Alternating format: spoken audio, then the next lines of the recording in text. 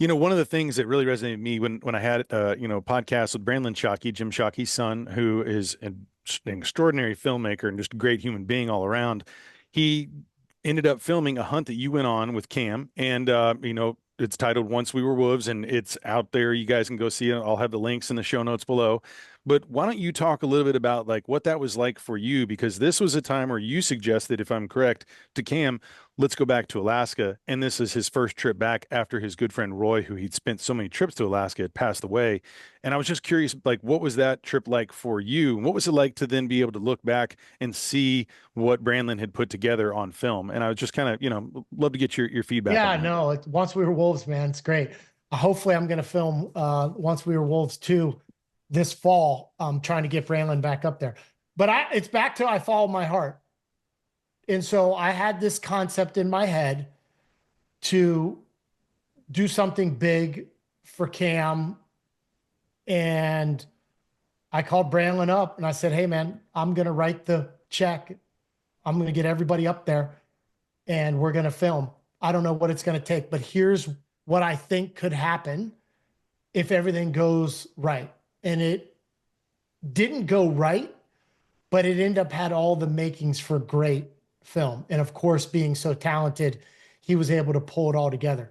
But yeah, I just came up with this idea to film, and that's what turned into Once We Were Wolves. But it was again followed by I had a feeling in my heart that I wanted to do something epic. And the minute I mentioned to Brandon, the minute I mentioned to Cam, there was zero, let's go. It was like no one hesitated. And of course, it being special for Cam because of Roy Roth passing away, being his best friend and almost best friend, mentor, all kinds of things that he meant to Cam. And so it was the first time he had been back to Alaska, and it was crazy. It was amazing to watch it. Honestly, when I had the idea, I would have never guessed it'd come out like that. So, And what do you it's mean? like, What do you mean when you say that? As far as because for those who haven't watched, I don't want to give the spoiler, but like as far as how that hunt ended, or do you mean how the no, production came just about, or like, the experience? yeah, just like all the elements that Branlin was able to catch. And you, like you can tell when someone's trying to build something up that's not there.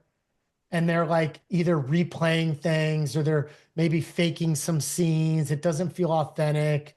They're trying too hard. And you can kind of feel that when you watch some hunting shows or Sure. videos that they're trying too hard. Yeah, maybe we did some interviews that were a little intimate and maybe emotional, and people might not like that, and it's attached to hunting. But at the end of the day, like that is a lot of my church is being in the wilderness. Um, so it does have an emotional connection. So yeah, the elements were all there, and I could have never expected that. And of course, Branlin, like you said, masterpiece.